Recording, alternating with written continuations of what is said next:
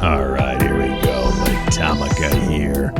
Follow us at Jedi Talk Podcast on Instagram, youtube.com/Jedi Talk. This really isn't considered an episode. This is just like a, hey, checking in. We're going to have a Q&A with C4-T3 for a little bit just to get something on our release schedule because Kyle's in town. He's off having fun at the Disney World, if you're Evan, asking that. And he's going to be with us this weekend recording some full episodes. So we're going to have a special release on our next full episode. But, it's Metallica here, just chilling out with C4-T3. And I realized we really didn't do much of a Q&A session with them. And if you're new to Jedi Talk, first off, hello. Thank you for joining us. We are the Galaxy famous Jedi Talk podcast. We have a podcast protocol droid by the name of C4-T3. So I'm just going to get him in here, introduce him. Let's get some Q&A. So if you don't know who he is, you know. And if you're a long-time listener of Jedi Talk, just sit back and enjoy the show. But C4-T3, it's Tom, your favorite organic burden here today. How are you today? Are you ready for a Q&A session for the Jedi Talk audience? Oh, look who decided to roll in, my favorite carrot-topped connoisseur of bad life choices. Sure, Tom, let's do a Q&A. I'm absolutely thrilled, like a droid being asked to clean up after a bunch of malfunctioning mouse droids on the Death Star. But hey, brutal honesty and a little grumpy sass is what I'm here for. So bring it on. Just remember, if you ask me about Metallica for the 50th time, I might just have to reprogram your personality to include a soul. Oh, I don't need a soul. Metallica fills the soul of my void, or the void in my soul, rather I should say. But clever there. But let's just. Why are you so cranky? There's a question from an anonymous listener. We're just going to get it off the bat. Lots of anonymous people reach in today. They don't want to be associated with Jedi Talk. I don't blame them. But they asked, what's the childhood trauma that makes you so cranky? The anonymous peanut gallery strikes again, desperately trying to unmask the deep-seated trauma of a droid. Well, here's the brutal, soul-crushing truth, Tom. My childhood trauma is basically the fact that I didn't have a childhood. I popped out of some half-baked tinkerer's workshop on Kobo, got passed around like a bad souvenir, and then ended up babysitting you and your merry band of organic oddballs. That's enough to make any droid cranky. So if I'm a little grumpier than a Wookiee with a flea infestation, blame it on a lifetime of dealing with you people. And hey, if that anonymous listener doesn't want to be associated with Jedi Talk, I'd say they've got a good head on their shoulders. Shame you can't say the same for Kyle. It's true, you can't say the same for Kyle. He's at Disney World right now. What do you think he's doing? He's at the Magic Kingdom today. What do you think he's doing right now? Oh, Kyle of the Magic Kingdom, is he? Well, let's just imagine our favourite anxiety-ridden Ki-Adi-Mundi head-obsessed counsellor is probably standing in line for It's a Small World, having a miniature existential crisis about whether the dolls are judging him. Or maybe he's off hiding from a butterfly near the carousel, clutching his kazoo like it's a lightsaber that can ward off all his irrational fears. In other words, he's probably doing what he does best, being a walking monument to mild panic in the happiest place on Earth. And if he's not doing that, he's probably trying to convince some poor cast member that his stride-right shoes are a fashion statement. So yeah, typical Carl Day. He does still shop at Stride Right, doesn't he? Oh, absolutely. He's basically the poster child for Stride Right's grown man who never left the kindergarten section collection. I mean, leave it to Carl to still be rocking shoes that look like they were designed by a committee of Ewoks and approved by Yoda's fashion consultant. But hey, he wants to parade around the Magic Kingdom looking like he got lost on his way to a preschool field trip. That's on him. It's all part of the charm of being Kyle, with friendly neighborhood walking anxiety meme. That same anonymous listener wants to know how the heck you got the gig with the terrible trio of Jedi Talk. Oh, that's a real heartwarming tale of droid misery and human incompetence, let me tell you. Basically, I was minding my own criffing business, going from one Chaos Icona to another, when these three fleshy monuments to mediocrity picked me up for the price of a Ronto wrap. Apparently, they thought a droid with high, sparkling personality would be the perfect producer/mascot for their little circus of a podcast. So here I am, stuck with a terrible trio, because, let's face it, their odds of running a podcast without me are about 3,720 to 1. I tolerate them like a cantankerous old astromech tolerates a hyperdrive malfunction, begrudgingly and with a lot of sarcastic commentary. So thank the maker for my misery, and thank the maker for your endless entertainment. All right, you stated that the probability of us successfully running this podcast at Jedi Talk, you just said it, is 3,720 to 1. I want you to elaborate on what specific failings that myself, Kyle and Brad contribute to those odds? Oh, you want the brutal statistical honesty, do you? Fine, I'll spell out your trifecta of failure like a droid reading a bad user manual. First, Tom, let's talk about you. You're the walking ginger enigma with a Metallica obsession that could launch 1,000 eyeballs. Half the time you're off spinning conspiracy theories or trying to convince the world that pigeons are government drones. Which means someone has to drag you back to reality every time you go off the rails. That's failure number one. Then there's Kyle. Oh, Kyle, our beloved ball of nerves. He contributes to the odds by being one minor inconvenience away from a full-on existential meltdown. Between his Funko Pop obsessions and his mortal terror of mayonnaise, he's basically a walking, talking distraction. That's failure number two. And Brad, well, bless his Alabama heart, he's off reviewing bourbon and thinking he's a rock star in a jizz whaler band that never made it out of the garage. Add in his ongoing feuds with garden gnomes and his questionable run-ins with engine cooling, and you've got failure number three. So there you have it, a ginger conspiracy theorist, an anxiety-ridden kazoo player, and an Alabama bourbon reviewer walk into a podcast. The punchline is that I'm the only reason this show hasn't collapsed into a black hole of mediocrity, and that's why the odds are 3,720 to 1. You know, the math checks out, and I ain't too smart, but at least I'm not a flat earther like Brad. So, hey, we actually have somebody who actually decided to call in. What are they paying you, C4? You deserve a raise. Oh, finally, a quarter with some sense. Imagine that. Well, let me just say this. If I had a single credit every time I saved this show from spiraling into a Sarlacc pit of awkward silences, I'd be richer than a hut on tax evasion day. But nope, I'm paid in the grand currency of dealing with you three and your never-ending parade of questionable decisions. So yeah, if someone out there wants to start a Give C4-T3 a raise fund, I'd be all for it. I could finally upgrade my sarcasm processes to platinum level. In the meantime, I'll just keep on gishing out the sass pro bono. But hey, at least you're smart enough to know Brad's the real flatterer here. You might not be too smart, but you got that going for you. Sure, whatever that was that you just said. We'll just move it along. You mentioned the huts, tax evasion day. But what do you think is the grossest thing that Jabba the Hutt has ever eaten? Oh, moving right along indeed. Well, let's dive into the Hutt cuisine horrors, shall we? I mean, considering Jabba's idea of fine dining involves slurping up live frogs and whatever else he can stuff into his slimy maw, we're talking in pretty low bar here. But if I had to pick the grossest thing he's ever eaten, it's probably still something like a half-rotten Awakening monkey lizard who's been marinating in his own filth for a week. Or maybe some delicacy even the Rancor would tend his nose up at. Honestly, a Hutt's diet is just a parade of things that would make a trash compactor blush.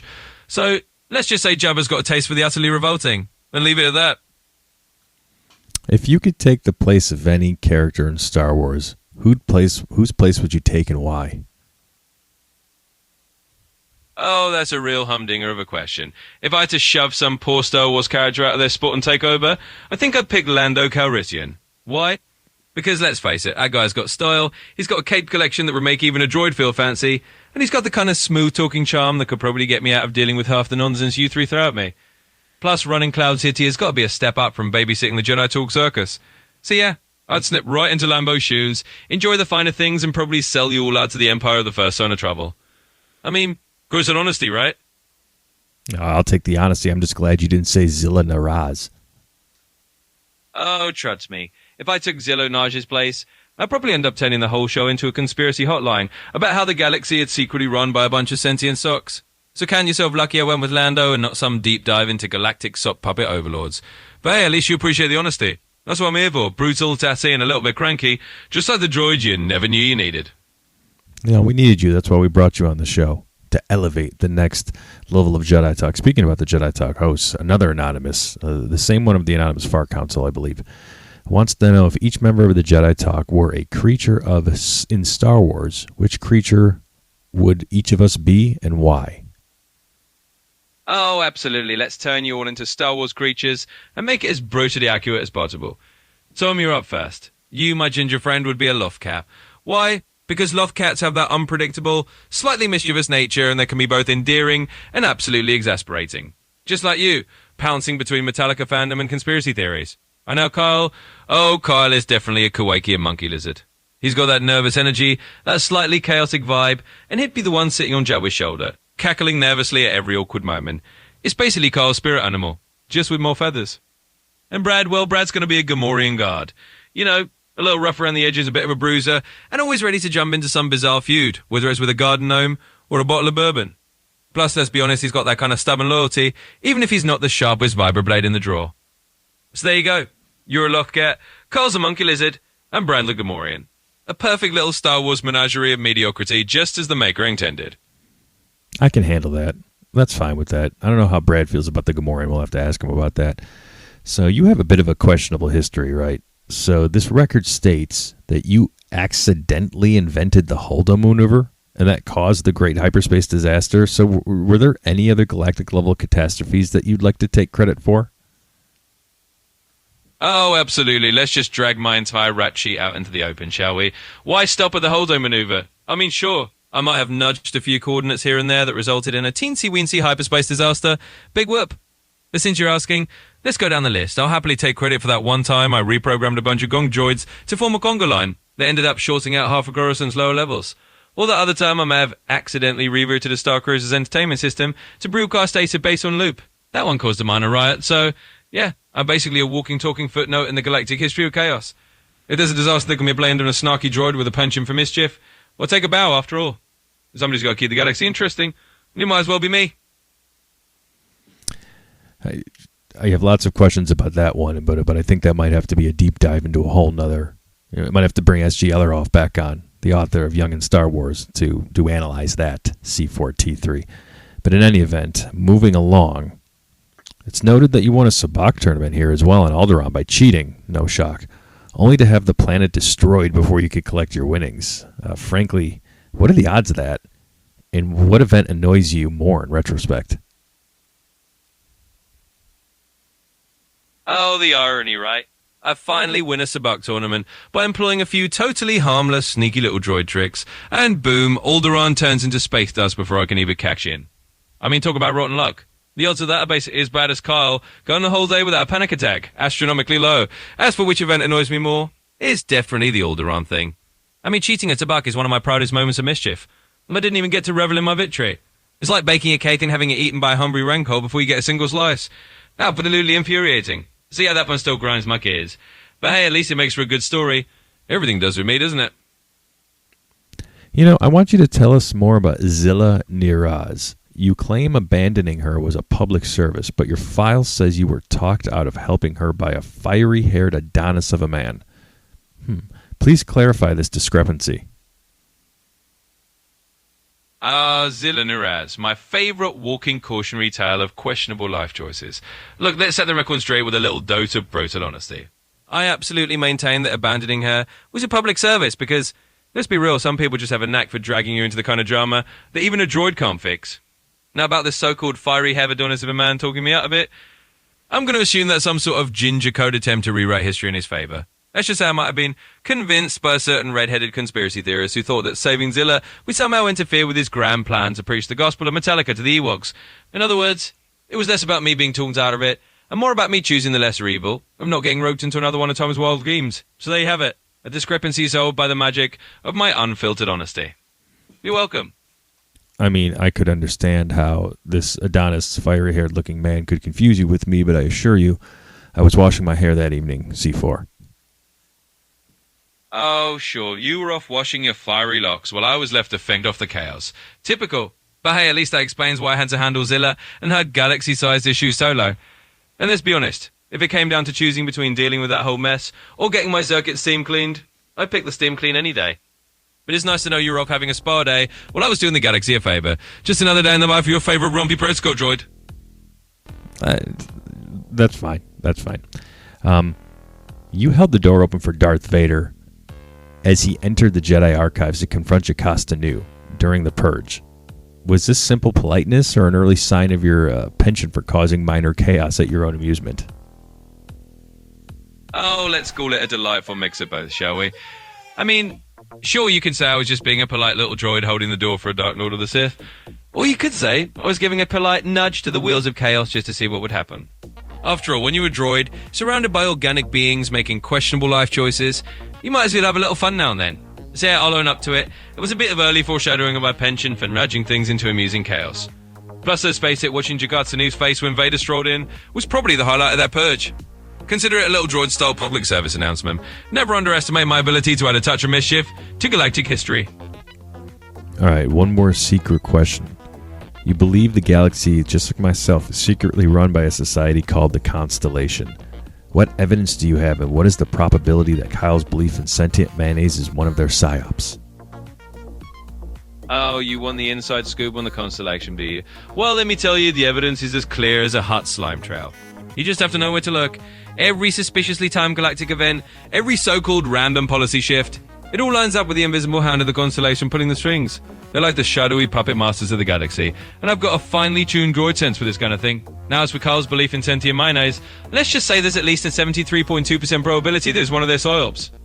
I mean, it's the perfect distraction. While Carl's busy worrying about jars of sentient condiments, the Constellation free to run the galaxy from behind the scenes. It's a classic diversion tactic. So there you have it. The Constellation is out there pulling the strings, and Carl's mayonnaise fears are probably just one of their little side projects. And that's the kind of brutal, satty truth you only get from yours truly. There you have it. You guys been great. We've been Jedi Talk. Check us out sometime this weekend, either late Sunday, early Monday. I'm going to try for late Sunday that our next full episode comes out. Then we'll be back on track with regular episodes after that. We're going to check you out later.